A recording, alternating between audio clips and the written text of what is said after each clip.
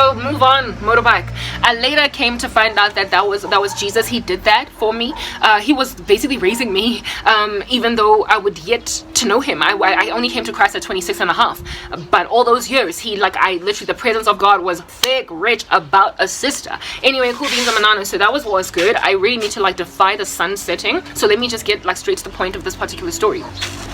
Having raised myself, my dad was a deadbeat, nothing at all to write home about, was not there throughout my high school career, whatever, dad schmat, okay? And then my mom, I was just being dragged along through life. She was a woman that never ever got healing from postpartum depression, and so she didn't see my value or my beauty.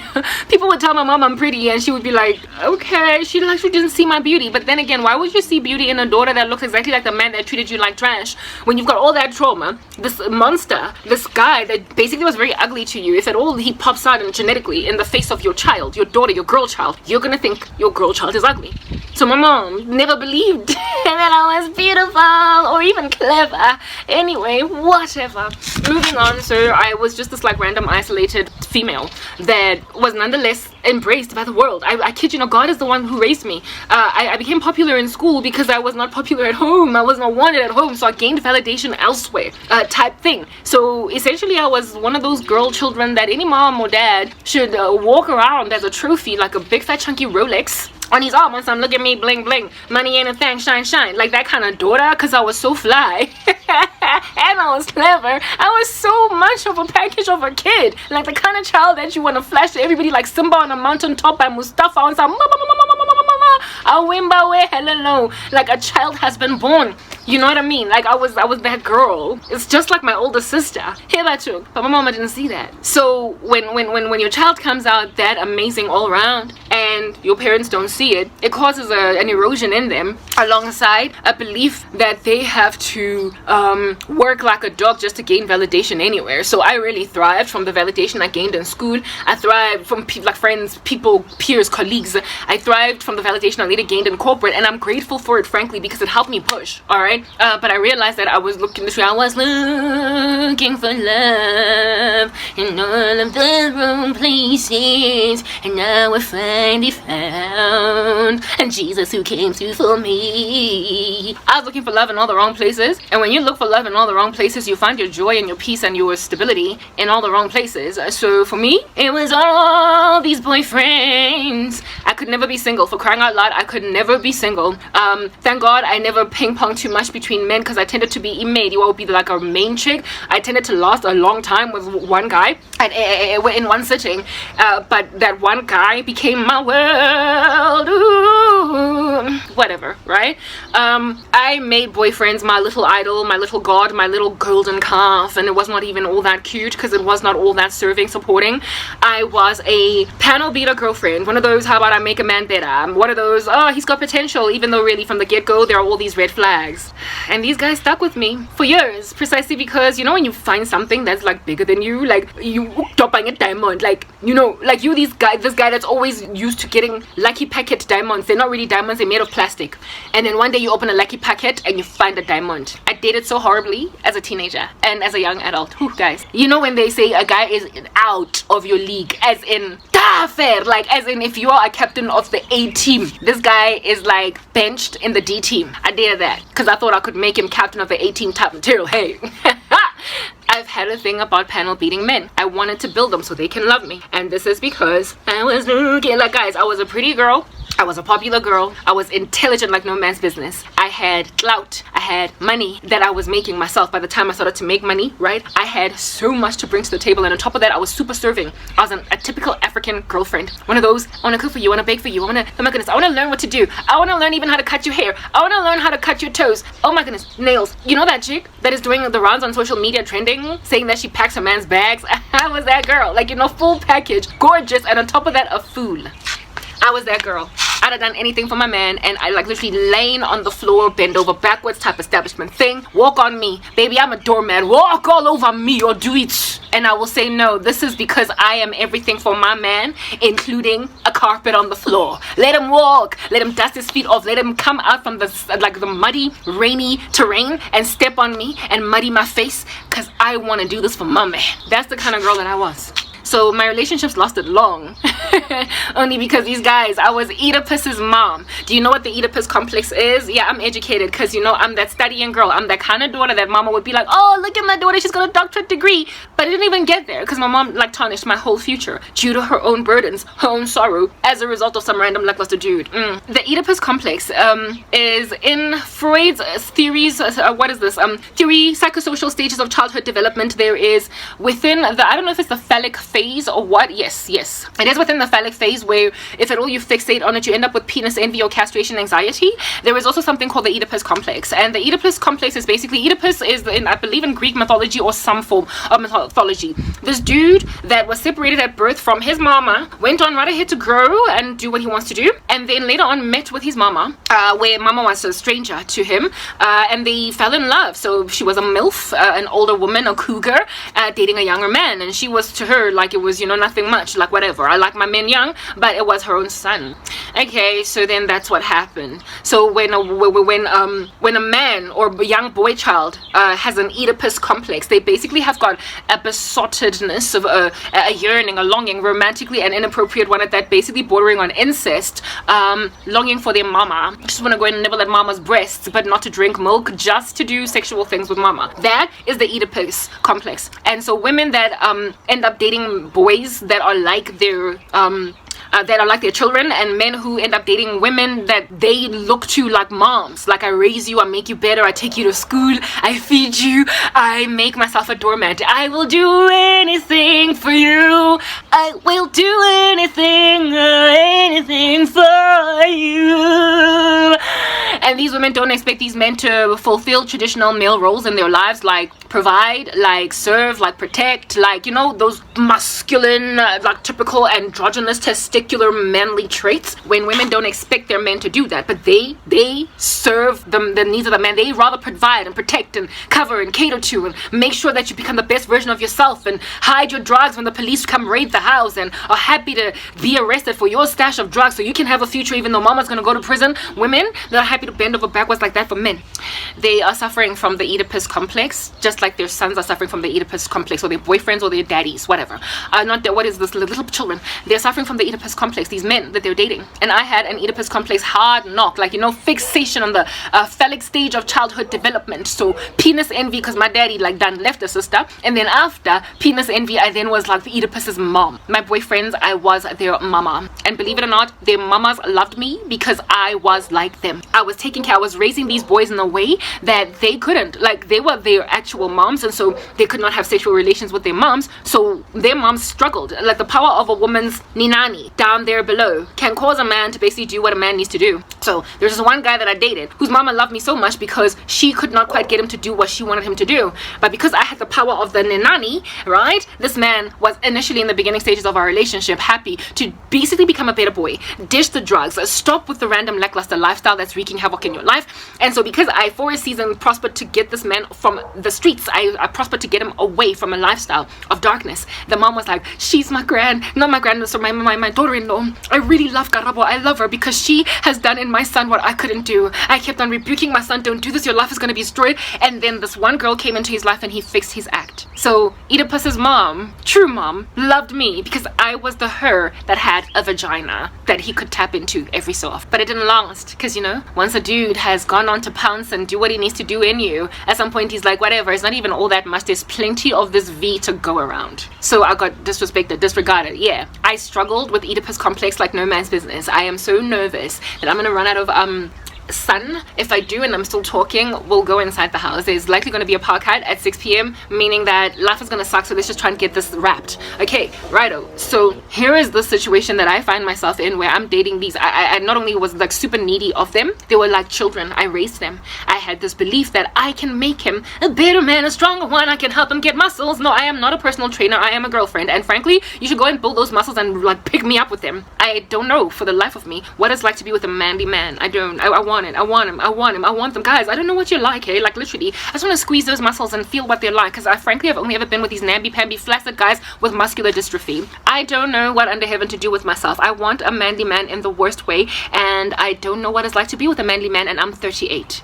So it looks like basically like all that time has flown right by my nose, and I'll never know what it's like to be with a little bit of a chunk muster. Okay, moving on. And by chunk muster, I'm not just speaking physically, guys. I mean as in inside, like a man that rocks up and is like, I'm a provider. Got that like Adam's apple voice, like deep hard knock. It's like what? When he speaks, the earth shakes because he sounds like Morgan Freeman. Like what? I want that. I've longed for it, but I nonetheless allowed myself to be a mama to a boy, basically taken after my mama. Okay, so here in lies Oedipus that I'm like raising all these Oedipus boyfriends. The last one was like Oedipus squared. He was the worst kind. He was the one with the drug issue that the mama was like, you fixed my child. Anyway, whatever. All of these issues caused me to then, of course, guys, if you're gonna leave a guy, if you are gonna leave a guy that you're basically the mama of, but you're the mama with benefits, you're like the mama with, you know, the nana benefits, you're a massive gargantuan loss to a dude that never wanted to grow up. So I am essentially very severely brokenhearted and abused right now by ex-boyfriends that lost the living daylights out of me because they were happy to be boys, and every other woman that they've met have wanted they've wanted men, and so these men never really got to build like manhood in themselves, and so they get frustrated by women that expect them to provide, to protect, to cater, to all this stuff. And so when then it gets exhausting because they're lazy, you know, like muscular dystrophy, I did say their muscles have not been working, so they then end up missing me. And because I move on and I'm tired, and I, you know, when I came to Christ, I drew the line. I realized my issues. I found therapy. My therapy's couch, my shrink was Jesus, y'all. I found Christ. Hallelujah. Na, na, na, na. Hallelujah. Because literally I tried like regular earthly therapy where like some dude that went to school and finished like some psychology degree. I tried that. Yeah, you guys, you just feel patronized. It's like, talk about it and I raise all these things of penis envy, castration, anxiety. I'm like, no, I studied that and I don't believe in this thing. I was so yawny on the couches of therapists that I was like, ah. And then I came to Christ. I was like, oh, this is it. Yeah. Bullseye. The Lord helped me find root causes of my issues. He became my shrink, and to this day when people are like, see a therapist, I'm like, dude, I've been in therapy for 11 years. It's called redemption. What's your problem? I don't need no shrink. I need Christ, and I got Christ now, and the Lord has made me realize that no matter how hard life gets, girl, don't you dare go and become Oedipus's mom ever again. So I am waiting on the Lord for an androgynous, beefy, manly man chunk master able to do a push-up with one hand while I'm on his back type dude, and it's like, but it's not really all empty. It's just that my own mother has buried me in a cave, a dungeon, so that Oedipus's like better thing, the cured Oedipus, the healed Oedipus, the dude that decides to date, I don't know, a woman his age instead of trying to find a cougar. Yeah, no, so they can't see me. So now I am dealing with females of my ex-boyfriends that every so often find their men cyber stalking me on social media, and all they can sing is Maya's song. Now what is it that she wants? Da da da da da. What is it that she needs? Da da da da da. Because you're busy calling her and I don't know what's going on. Da da da da. Cause y'all don't have no kids. Da da da da. You share no mutual friends. And I'm like, dude, I'm not the one out here up in these streets trying to get your man, bag him. I'm done with him. It's over. I don't want to be any man's mama. It's the other way around. Your man is the one that's spiritually stalking and harassing the living daylights out of me. So women hate the crap out of me only because their men just won't, for crying out loud, stop harassing me. They won't stop like cyber stalking me. My ex-boyfriend still has photos of us when we were together, and I'm like, dude, I deleted mine. How about you do it too? Hey, I did it first, you do it too. Let's watch you do it. Yeah. And he doesn't want to do it. So am I really the bane of the existence of my ex's wife, or is my ex the bane of his own existence? And is this woman that ended up going on right ahead to marry Oedipus not the irresponsible one out here? Did she not decide to go and be with a namby-pamby dude that is still like literally addicted to incest, to his own mom? She put herself in a position to be dealing with a man that cannot get over an ex-girlfriend, not because he actually really truly loved me and I was the love of his life, you are my friend, but because I was his mama. I mean, one man does not grovel, moan, or groan, or grunt when mama dies. I mean, they love their mamas, and this guy loved his mama. I was his mom.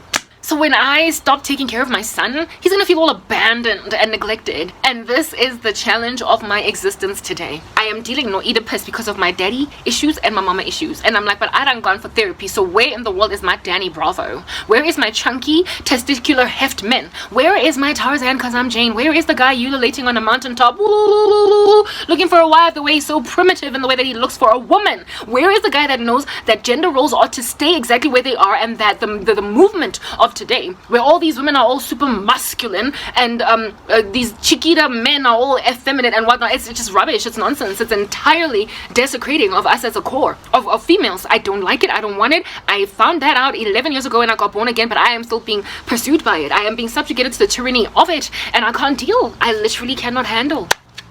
I ended up coming to Christ, yes, in 2011 at the age of 26 and a half, and the Lord revealed all these things to me. And 11 years later, I'm still single. Guys, do you want to know why I'm still single 11 years down the line? Because my mother destroyed everything. I came to Christ, and all the devil in her decided to sabotage her own daughter's entire future and refuse that I should be okay ever again. She then threw me into prior to redemption. Remember, my dad was a deadbeat dad? Not redemption, but prior to me losing everything. After coming to Christ, because I wanted to be godly. My dad had lost everything. He had basically become like a hobo.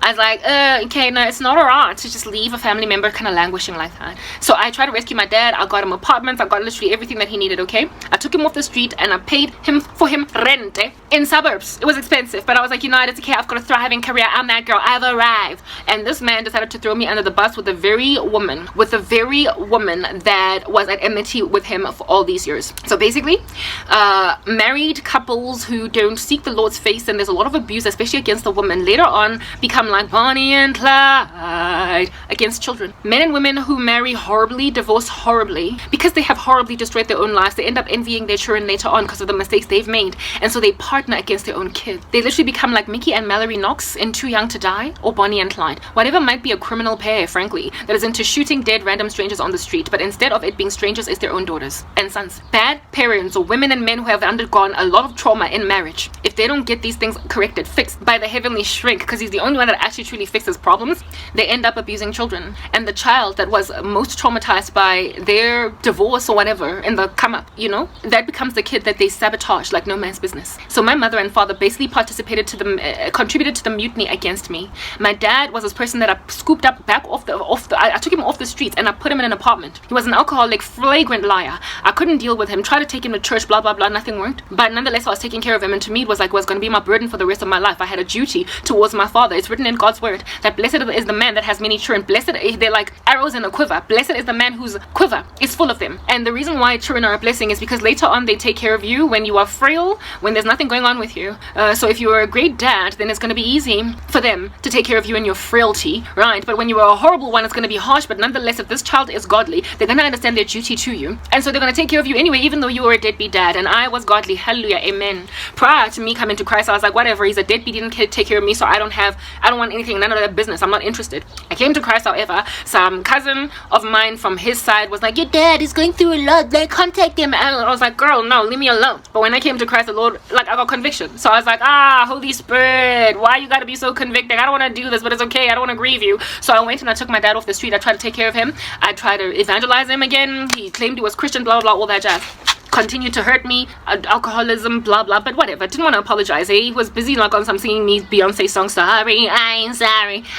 No, hell no. I was like, oh, okay. So I got to a point where he was just a financial burden to me. That's it. I was like, I'm gonna try and get an apology out of him, make him out of him a better man. I'm just gonna stop trying to get closure. I'm not gonna get it. So since I would feel guilty if I threw him out on the street again, let me just keep on paying his rent. When my career grows, I will also put him on medical aid, make sure that he's cool, blah blah blah. And then I lost everything, right? I lost everything. My life just kind of got thrown in underneath the bus, and people rolled on it a couple of times, going to and from with my body underneath there. That's literally how badly people abused the living daylights out of me. When that all happened, I was 29 years old. I had been at that stage taking care of my dad for about 2 years. I had been in the faith for about 3 years, and conviction was still said, I was gonna take care of my dad forever, for as long as he was still alive. Yeah, I was gonna do that. Guys. And then everything fell apart. My dad did not participate to the mutiny against my career, against my life, the fall. My mom did that. My mom actively sabotaged everything of me. She put her grubby fingers in the events that were happening at my job, and it caused me to lose my job. It's another story for another day, a very long one. I've already been speaking for long. So my mom is the original instigator against me. Why? She was a narcissistic parent. Why? Here it is that this mother who disregarded me all these years was now starting to realize I was beautiful, I was glorious, I was great, my career was growing. Everybody that would come through would be like, oh, your daughter's so beautiful, your daughter's so pretty, oh my goodness, who's that? And my mom got jealous. She got jealous. Even her baby daddy, that is my little sister's, well, he passed away, my little sister's dad, right? He was like, one time when he saw me, was like, yo, Karabo has grown into a very beautiful woman. So he was not my dad. So when he said that, he was not speaking like a dad, he was speaking like a man. And my mom got jealous. She got jealous that her ex-boyfriend basically praised her, the flourishing young daughter. So she got these fangs and became a little bit of a vampire. Devilish horns grew, and I was like, oh, vampire, what, run? I didn't think it got that deep. So when it came time to sabotaging my future, she did that. She literally wore the shoes of a rival as opposed to a mom. And so I've got one of those mothers that envies a daughter. So she sabotaged my career. I lost everything, and she refused to help me get my life back together after I lost everything. And it's ever since then been 8 years. Yes, a whole decade. They took away my 30s. I'm turning 38. I was thrown in this obscurity at 29. All of my childbearing years are getting taken away from me. My most marriable age range group, the age range within which a woman is most marriable, they're taking all those away. And this is because of the jealousy of a mother that hated a daughter, and the daughter turned out to be really great. And because she never really loved her, she now envies her the way that you would envy another pretty girl in the room that you're rivals with, but she's your own child. My mother threw me in the squalor and obscurity. My dad, all of the cost of his lifestyle. My older sister took them on, and my older sister also turned against me when I came to Christ, because spiritual war started to be in existence between us due to the fact that I was born again, she wasn't, and she started to get involved in darkness as well, my older sister. So I no longer had her. I no longer had my sister to cover me. Basically, she was my shield when I was growing up, and now I didn't have that. She was going through demonic possession, basically, because of her involvement in dark arts. So I lost my only covering in my sister. My mom had never been a covering, but I was able to survive her through my older sister and through my own ambition. And when then I needed family at a time when I had lost everything, because at my job they were doing me dirty because of sabotage from colleagues. Guys, my story's long, it's hefty. My mom not only helped MTN fire me, she also stood back and watched me languish for years. And in the initial stages of this languishing, my dad was in a retirement village that my sister was paying for. She kicked me out of her house, this very property that we're in now, and I had nowhere to go, and I had to go to live with this man. I thought that he would have my back. I thought that because I took care of him, I took him off the streets when he needed me most, when he needed someone to give him another chance in life. He treated me like trash. One time I got handled gutty washing with clothing and everything on the floor, dragged out of his retirement village house where he was staying by a security guard, telling me that a young woman like you should not be at a retirement village for longer than this amount of time. And the only reason why that security guard dragged me was because my dad called him we were having an argument. I was being ransacked. I just have been getting so badly persecuted as a Christian, and my father basically got me kicked out of his apartment, handled with clothing and everything, like a big chunky strong security guard man. Like, he was hired as a security guard precisely because he was big, one of those that also carry a weapon.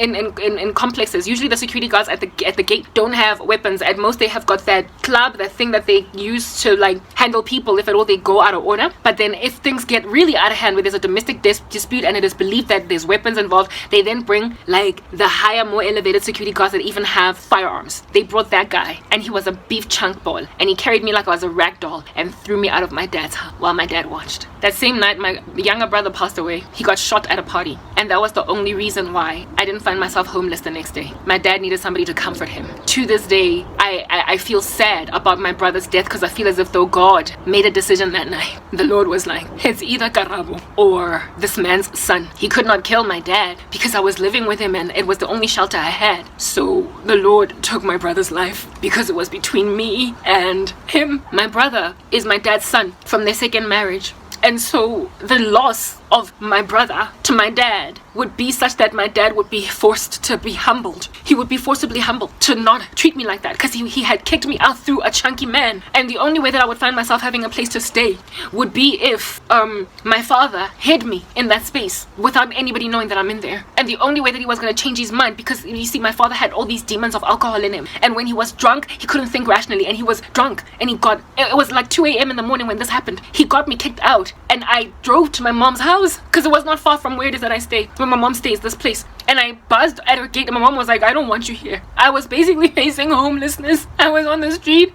My car barely had any petrol in it. I was even scared that it was going to run out of petrol right there on the road as I was busy driving between my dad's retirement village and my mom's house. And both of them were like, get out of my house. Where am I going to go? I'm a woman. And my dad, there was nothing I could do to negotiate. And so I ended up sleeping in the car in the parking lot of the retirement village. And I went back to try and knock on the door, and when I went, he wasn't there. But one of the security guards, that it was his shift now, he was better towards me because he knew that I was being abused. He had keys and was like, Garabo, your dad left you key, and he had to go somewhere very quickly, so here are the keys, you can go back. And I was like, thank God. I thought my dad had come to his senses, but he would never have come to his senses if he did not get a message from my half brother's mom that he had been shot and basically killed. At that stage, I only found out that he had been shot. I didn't know if he died. And he was shot at a party. My brother was a gangster. My little brother was a gangster. He was involved in crimes. So every so often, they were in bad circles. They would have run-ins with other gangs gangsters, other criminals, and like there would be a shootout, and he just so happened to be among those that caught a bullet this time around. So my dad left the key because he knew that he needed somebody, narcissists, like he wanted someone to comfort him, and he knew how empathetic I am, how strongly supportive I am. So he was like, who is going to have my back and comfort me and basically be a shoulder for me to cry on in this season other than Karabo? She's already here, she's already living with me. So I changed my mind. Therefore, I was able to have a place continually to stay because my brother died. And because also it was my brother, we were mourning together. So it was okay now for me to stay with him. Whereas the night before, he had gotten me swung out of his house with my clothes and everything by a chunky man that was so strong in comparison to me that I was literally like a rag doll when I was in his hands. So my brother's death came about as a result of my irresponsible father. My dad has killed his own child. According to heaven, my brother's blood is on my dad's hands. Because if my dad had not acted like that, the Holy Spirit, God would not have charged heaven to fight for me in a way that would be reasonable. My brother's life was taken away because of my dad. My brother would not have died that night. He would not have gotten killed if my dad did not kick me out. God made a decision that night. Well, it was either me or someone else. And so he killed my brother to save me. So I lost a brother. And that brother, I never really knew him all that well because my dad was a deadbeat dad. So he never raised us all together. He never insisted that we know our brother. So his death was painful, but it wasn't too painful because I didn't know him too well. I was able to move on quite quickly, but he wasn't. Because, it's his son. And the only boy he's ever had. That is what happened one time. I'm trying to help you understand. So my mother, at that time, not only did she sabotage my career, but she threw me to go live with the man that got me abused by men. The guy that almost raped me, the one with the baby mama, the children. Remember I told you about that guy who did not want to pay child support for his child because he was trying to get at the baby mama. I met him through my dad, and it was during a time when I was being made to live with him. He used to bring all these random men that would salivate over me and touch me in funny ways, and one of them nearly had me for, like, he just threw himself on me. And like I said, events unfolded in a way that scared this guy off. Basically, he was Nigerian and he didn't have papers in this country, so I threatened that if he dares do anything to me, I'm gonna get him deported, and that's what caused him to stop. But my father had brought, like, my mom threw me into an environment full of unruly men like that. And my dad, while he did not have any sexual abuse against me, he didn't hurt me or touch me in any way, he allowed, however, random fools to come into our space and look at like a glorious young woman in the environment and feel as if though I can have her. I was salivated over, lusted after. Literally, men were groveling, trying to lick my body up and down, and I was living in this like dark and dingy environment where nobody cared about me. And men saw that, and upon seeing it, they then wanted to like have me by force. My dad, of which during this time could have helped me, because even though he lost his whole life, he was a very prominent man back in the day, and he still had prominent friends. And one of these prominent friends came over, wanted to give me a job, and he lied to this friend and told him, don't even waste your time, she ain't Jack. So my dad had jealousy against his own daughter because he destroyed his own life, and so too did my mom, and the two of them helped each other finish my future. That is what happened. When men and women come together that are not brought together, first of all, by God, and secondly, where the guy is a flagrant narcissist, even though he's got a very sweet girl, he converts this woman into a monster later on in life that is bitter. And any child that is on the receiving end of that collateral damage, if at all they don't find their strength and their independence later on in life, will get abused by the same pair. They will become murderers towards their own child. And so my mom and my dad basically threw me to monsters. They threw me into, guys, like, if I did not have Christ, what does a woman in my position do? I would have been thrown into some random man's hands and ended up being somewhat of a like low-key prostitute. Drugs, whatever it is that a person uses to cope. But God protected me to a point of ending my brother's life. I was thrown from pillar to post, made to continue to live with this guy, but it was only because this man embarrassed my mother with the way that I was being so harassed, especially by strange men. And with the children, I had kids that I was taking care of at the place where I was staying with my dad after they moved out of the retirement village. These kids also embarrassed my mom because I was being shown clearly as such a good girl, such an amazing woman, that I'm always encircled by babies. So she decided that she's going to bring me back into her house. And this man, she just threw him away. During the time when I was living with him, I had a dream that he was going to be diagnosed with prostate cancer. I've recorded it. The day when I had that dream, I recorded it. And that during the time when he had prostate cancer, he would have no one that he wanted around him to be around him. He would only be surrounded by superficial people that he doesn't trust. And 4 years down the line, since that time, I've been in this whole situation for a total of about 8 years.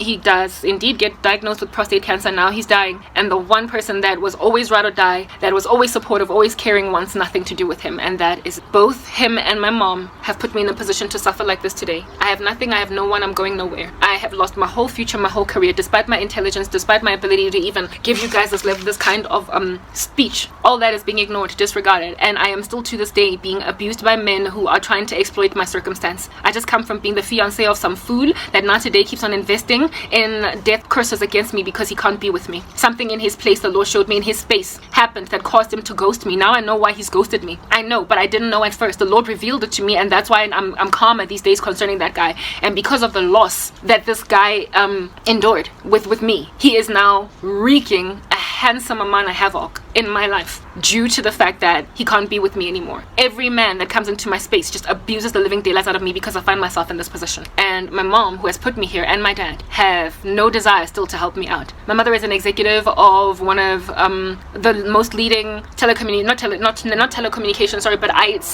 IT companies in the country. My older sister also was an executive for Vodacom, which is a telco, and I used to work for a telco. She refused to help me.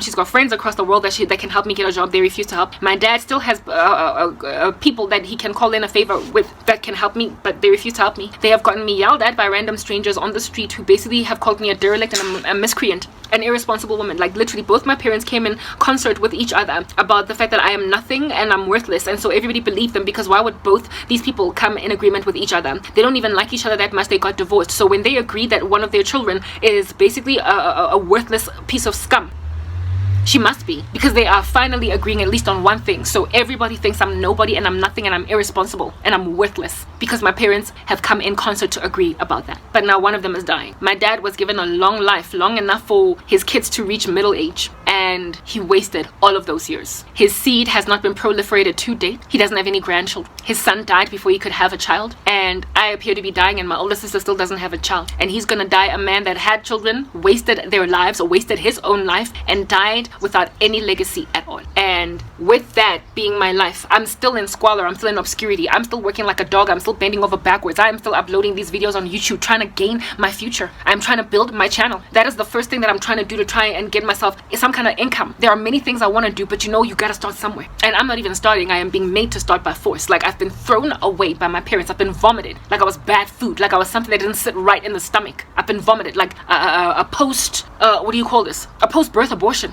My parents have had an abortion on me after I got born. That's why I keep on going to God and some, but Father, I don't even have a life anymore. They took away my future. Why in the world did you let me get born if I couldn't even live? I tried to live, I thrived, I got to a point where I had my own career and my mom destroyed it. And to this day, I can't get my life back together again. I've been getting bewitched by my whole family, and everybody is just watching me languish and die every day. I wake up to go nowhere and do nothing. I'm literally severely depressed, not because I'm the kind of person to struggle with mental illness, but because who doesn't get depressed when they've got no life, no purpose, nowhere to go, nowhere to look? They keep on kicking brick walls, and there's nothing that they can do. I have been closed, doors have been slammed around me by my own family. I am a young, glorious woman that is losing all of that youth and that glory, and they're watching it glide right by their noses, and they're doing nothing. And the very people who ought at least have my back when no one else cares to have my back have concerted with each other to break the living daylights out of me, shatter me into a million pieces. And now the man is dying. I am in so much pain right now, and I am trying so hard to build my future that every single day is stressful for me. I can't even sleep at night because I get attacked by demons. Like this man that is busy afflicting me with death curses, the recent one that tried to come into my space, he is so invested in witchcraft to try and prevent me from marrying another man that when I go to bed, when I sleep, I get attacked by the devils that he keeps on sending into my environment. So I have to spend all night praying in tongues. I literally am up at 3 a.m. in the morning because I'm fighting his sorcery. It's like I keep on sweeping out darkness that he sends into my space. I am being abused like this. Literally, you leave your child in the middle of a bund, like you put me in harm's way to get taken by wicked men. And these men, when I realize they're wicked, and God, when he slaps them out of my way, they invest in so much sorcery against me. Not only is that ex-boyfriend, the one who was Oedipus, still involved in sorcery against me to this day. The one whose woman is singing Maya's song, what is it that she wants? Even though he's the one that's stalking me, cyber stalking me, he's still involved in sorcery. My family members, my relatives said, my aunties that have put witchcraft on me, they're still busy. The former friends and colleagues, literally, I keep on getting lambasted with lots of sorcery. People don't want me to progress. I mean, guys, it's obvious why. Not only is it obvious because of the way I speak, but look at me. I am obviously the target of jealousy. It's clear, like in the worst way. And it is a travesty and an abomination to also listen to me speak and go nowhere and anticipate that I have done this to myself. I am obviously responsible. I'm above reproach. I am worthy of being considered, and yet no one is even looking at me. This is the work of dark arts. but I trust that the Lord is going to get me out of this. I am trying to break past the mold of being Oedipus's mom. So this time around, I'm waiting on the Lord for a man that's really going to be a man to me, without the temptation or the desire that I will then walk in to rather be a mother to him. And the only way that I won't have a desire and a temptation to be a mother to a man is if this man comes so manly that there is no need for me to be a mom, but rather all I can be is a wife to him. I'm waiting for that guy, that I might break past the mold of taking care of a man, when it's rather supposed to be the other way around. And while I wait on the Lord, there are people actively thwarting my future prospects for marriage. They are trying to prevent that guy that I've prayed for from coming in. Basically, the conquering of generational demons that I am striving to get through past. They don't want me to get out on the other side, all right? They want me to be the kind of woman that is abused, harassed by her husband in a marriage, who is going to get mocked during pregnancy, just like my mom. They're trying to marry me off to my dad. The guy that came into my life recently, once upon a time told me that I've got a big head. Literally, this guy was only 5 seconds in my life and he already mocked me. He already mocked me. So and goodness gracious, he was a dude from overseas, from the US, and so we were having a long distance relationship, and without even touching me or holding my hand, before even basically proving himself a worthwhile man, he had already mocked me. But I was so love thirsty at the time, and frankly still am to this day, that I was like, it's nothing. You know when red flags are flailing in your face, like everything is beeping, hazarding, and you're like, because you're so sorry inside, you're so heartbroken inside, that any kind of acknowledgement of your person, you just run with it.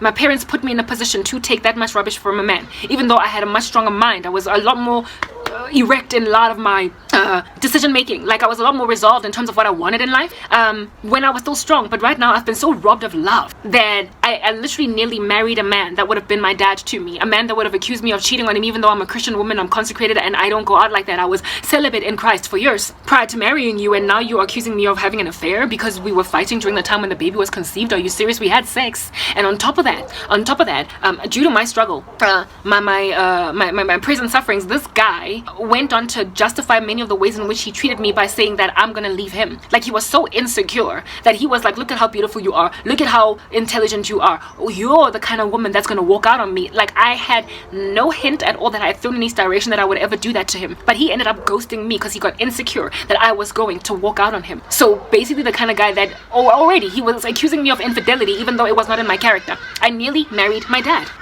and God is the one that slapped this man out of the way. He caused this man to mess up so badly that there is no opportunity or avenue for him to come in. But I am still at risk of accommodating such ridiculous men because I'm so hungry for love, and I'm so disregarded and ignored by everyone in my life that there is a small risk that I might end up accommodating the same kind of man again. Mind you, this dude rocked up in my life and he was a divorcee, and on top of that he had some kids, and I was happy to accommodate him despite having waited on the Lord for 11 years for a husband since I came to him. And I have not had any children. I have not done anything really to compromise my stats as a marriable woman, a worthwhile pursuit to take into your stride. So I would have settled just because my parents put me in a position to settle for the kind of marriage that they had. So given that I'm still suffering the way that I am, put in harm's way, basically being made to be at the threshing floors of wicked men that are not even like Boaz, when I'm trying to grow my life and my career, when I'm trying to build now an online presence, since they took my career away from corporate, and all I can do is focus on doing this thing. I can't even sleep at night. So I'm busy working at night. I'm busy trying to upload videos. I'm busy trying to, you know what I mean? I'm trying to get my life back. I'm trying to build an online presence, a business, a career. I write, I do all these things. I'm trying to build something. I'm trying to become an entrepreneur, seeing as corporate kicked me out, thanks to my mom. And during a time when I'm working that hard and I have to duck like it's a bullet these power cuts, because I work with a PC, a plug-in PC that when there's no power, there's no working for Garabo. So I have to basically, whenever there are hours available for me to work on my computer, I have to be working on my computer. I'm working to get my life back together. I am gaining traction. I have in the past 3 days gained 15 new subscribers. I'm getting there. I'm moving. I went from getting no subscribers per day to getting 50 now, because I'm striving, I'm pushing, I'm trying to learn what's going on. So eventually I'm going to get those 1,000 subscribers. Eventually I'm going to get those 4,000 watch hours. I am on a trajectory. I am building a business. Do you understand? So when I'm that busy and somebody is dying that has no interest even to this day, even though he can help me, to help me, my mom has no interest to this day, even though she can still help me, to help me. Both of them don't want to help me, even though they have it in their power to help me. My dad is dying, but he does have friends, still very powerful men and women that can pull in a favor for me, and he's not even trying to call any of them to do a favor for me. He's dying, and even in his death, he's not trying trying to help me. It's like he is going to take this to the grave. I'm trying to stop my YouTube channel, and every hour that I am away from my computer is every hour that I am wasting subscriber number growth. It's every hour that I am wasting not doing edits, and so therefore preparing a video to put on YouTube so I can finally meet my hours, so I can finally make my subscriber count. You put me in a position to die, mom, and you put me in a position to die, dad. You took a gorgeous daughter and you made sure that men treat her like she's a whore. Okay, well, I'm gonna go and prove my virtue and my worth by doing the work of the gospel and being about my father's business, because I have a father now, even though I was fatherless at some point. For the Lord has become a father to the fatherless, and he has given me a job to do. He has said, go out there and make disciples of all nations. So since I am yet to get out of this darkness, since I don't have a career anymore, since I don't have a job, and since I'm facing death, and since my mom, my jealous mom and my jealous dad are happy that I should just be wasted, end up dying looking like my dad, some person who had a great career once upon a time and then lost it because he was irresponsible. If you want me to die like this man, I will go and continue to be at the hospital bedside of this man. Here's the deal, you guys. I did go to see my dad. My mom dragged me along, and the whole time he didn't talk to me. He ignored me. He watched me walk around him. They treated me like I was a child accompanying mom to some meeting between grown people. I wasn't spoken to the whole time. He only spoke to me at the end of that meeting. I was stubborn in the beginning. When he got diagnosed, I hadn't seen him up until that day. I decided to put my tail between my legs to go and see him. And when I did go see him finally, he ignored me the whole time. And ever since then, my mother has been like, come on, he wants to talk to you. Go see him, go see him, go see him. And every time she's busy asking me these things, I am so busy. I'm doing my edits, I'm doing whatnot. And I'm like, he's not helping me even though he still can. He still has a mouth. He has a phone. He has contacts that he can get a hold of and be like, please help my daughter. I am guilty. I am uncomfortable with how things have worked out. I am repenting. The Lord is showing me the error of my ways. What I did was wrong. Remember, you wanted to give her a job? I was wrong. Please try and help her. She's struggling to come up for air. Now that I'm dying, I see my folly. I would have gone to see my dad if he had gotten at least to that level, but he hasn't. You know when a person has repented. When God says there is no remission of sin apart from repentance and confession. Repentance in my parents is basically giving me an olive branch when before they had withheld it. The Bible is clear that we need to forgive 70 times 7 times, but if a person doesn't want forgiveness, then what? My mom and my dad are not displaying that they actually want reconciliation with me, or that they want to fix my life, or that they want to say sorry. They still want my life destroyed, but they want their bread buttered on both sides. And for me, it's like, I'm working to get my life back, the life that you threw away, and you want me to waste my time visiting a man in hospital that's not even sorry, that's busy singing Beyonce, sorry, I ain't sorry. If he wants me at his hospital bedside just to say, I'm sorry I destroyed your life, when he can still pick up a phone and call in a favor for me, then he is not sorry. I basically made a decision that I am not going to go back and see this man. I tried. I went once, put my tail between my legs, and during that time when I went, he didn't even talk to me the whole time. He spoke just to my mom and her friend. So how in the world can I justify this biblically? Am I being godly? Literally, I'm making these decisions based on what Jesus would do. WWJD. 1 minute. WWJD. What would Jesus do? This is what Jesus would do. There is a man that came to Christ on some, Lord, hi, what must I do to be saved? And the Lord responded to him by saying, follow me. And this man is like, very well, I'm gonna follow you, Lord, but first I have to go and bury my dad. And the Lord was like, let the dead bury their dead, but as for you, follow me. Essentially, the Lord has told me, let the dead bury their dead, but as for you, follow me. I'm here giving the gospel to people who will respond to the gospel. I'm following Christ. If I decided to get out of my element and go visit a man at a bedside of a hospital who is not even sorry, truly, who has absolutely no genuine repentance in him, for his deeds don't display that he is sorry, but he is actively trying to destroy the life of a child. Like, to him, it's like he's gonna leave this earth having stolen my future, despite I having, at some, when he was in his loneliest time, I took him off the street, but he's not even trying to take me off the street because I'm the tantamount of homeless right now. My dad is not doing the same thing for me that I did for him, and the Lord has said, you have given what you need to give to this man, but he hasn't repented. 70 times 7 times is true, but so too is if they persecute you in one town, flee to the next. So too is if you give the gospel to one town and they don't embrace it, dust your feet off. It'll be a better day on the day of judgment for the cities of Sodom and Gomorrah and for Sidon and Tyre than for that city. The sun is setting, so I need to seal this message. Essentially, I am making a biblically sound decision, even though I'm feeling uncomfortable and I'm kind of guilty. I am not going to go see that man. He is not sorry, neither is my mom. This morning, my mom came and knocked on my window on some, are you going to come and see your dad? You might not be seeing him. They might be the last time. If you don't come see him, you're never going to see him ever again. And I was like, I did go to see him. I wanted to rescue my dad for Christ, but my dad, here's the deal. He has been all up in that Bible all of his life. He's got so many Bibles. One of them is in Afrikaans. He is a man that has been given the gospel. He has been called. If at all he will do a deathbed repentance, he will do it between him and God. But the Lord has given me permission to let him go. Let him go. I had a friend at my former church. This one chick, I almost gave her name, but she like a white chick, right? And I didn't think that these things happen in white communities, because apparently there's more love in white communities. But she had the same struggles as me. She had this like deadbeat ridiculous dad that on his deathbed was busy evangelizing him, continued to go back and visit him over and over again, and all he could do is swear at her. By the time he died, he had told her, stop with this Jesus thing, I don't want to effing hear it. And then he died. He went to hell, but not before breaking the living daylights out of my friend's heart. Every single time I think about my dad, I think about that girl. I think about my girl. I think about her. I'm like, she had a dad that on his deathbed did not give his life over to the Lord because he thought he had this. I don't want to be heartbroken by a man that's going to be speaking nothing but rubbish. Last time I saw my dad, my heart was so broken. I was so hurt because he didn't speak to me about what he needed to speak to me about. I put my tail between my legs to see if he had repented, and he just broke me. And that was just a couple of weeks ago. I'm not going to be like my girl. I'm not going to be like, let's say her name was Samantha. I'm not going to be like Samantha. I am not going to, like Samantha, continue to go to the deathbed of a man that, even though he's dying, is still swearing at Jesus and also at you. My parents have broken me, and right now I'm trying to get my life back. I'm grateful that at least I get to live with my mom. At least I get to, and even then I'm living in some shack at the back of her house. I'm grateful that I at least have a place to lay my head at night. No longer do I have food insecurity, and no longer do I have shelter insecurity. But what I do have is future insecurity, and right now I am trying to build my future again. So I'm not going to be attending funerals. My dad, he's originally from like some faraway place like called Heilbronn. It's like another province in this country, tantamount of being a different state if you were in the United States. And they're probably going to go and bury him there. And in order for us to attend that funeral, it is likely going to take 2 days out of our schedules, and I can't carry my Mac there. It's 2 days that I take away from my edits. I need to get my life back. I'm not going to attend the funeral, and I am not going to see him dying. People might call me harsh, but I've given you context. I have given you context right now. Guys, the Lord has mercy and compassion on those who seek and desire it. Blessed are those are the merciful, for they will be shown mercy. My dad has not been merciful, so he shall not be shown any mercy. It is not my decision, neither my prerogative, to take away mercy from my dad, but it is also my decision, however, to make a wise decision in terms of what to do. I'm already broken. I'm already being afflicted badly by some random strange fool that was able to successfully come into my life precisely because my parents hurt me. I'm trying to survive men like those, and I'm trying to survive irresponsible women that are ignoring my plight, and my sorrow. It's getting darker and darker. The sooner I can finish this message, the better.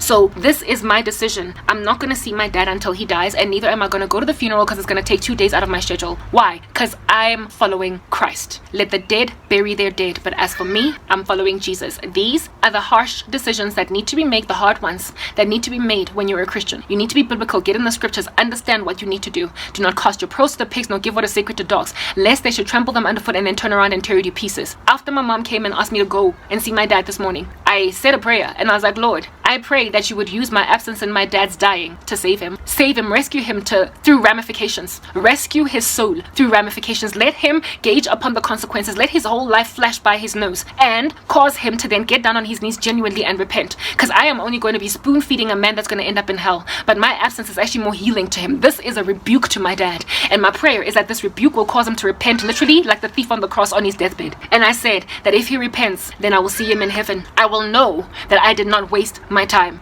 At least when I see him in heaven, I will know for a fact that he is repented, because he is now redeemed and has got an incorruptible body. But if he doesn't get to heaven, it means that all the way up until his death, he will have been denying you and denying what he did. I prayed for him that he might get saved through ramifications, through recognizing the consequences of his actions. And that is all I'm doing. I will pray for my dad every single day until he breathes his last, so he can go to heaven. And then I'll see him when the Lord raptures us. He will be raised first. Then I will be caught up in the air to meet the Lord, and I will see my dad and be like, oh, you made it, thank God. But if he didn't make it, I guess I'll be like, I guess he didn't make it. But right now, I hope he goes to heaven because he is sorry. He repents last minute, but he's not going to be seeing me until he dies. That's my decision. I hope you guys understand where I'm coming from, therefore. And I also hope that you guys have been made to understand, too, that there is no healing apart from Christ, and that shrinks therapists, there are things that they just can't get to, that only Jesus can get to. A therapist would not help you make this decision in a way that's going to help you be free of guilt. A shrink might be like, he's a toxic father, cut him off, it's up to you. But you might be feeling guilty. I was guilty earlier, but now I'm free because I've made a biblical decision. Seek the Lord while he can still be found, you guys. As for me and my house, will serve the Lord, and I hope that's you too. I'm signing out in Christ's name, Cranky. Bye.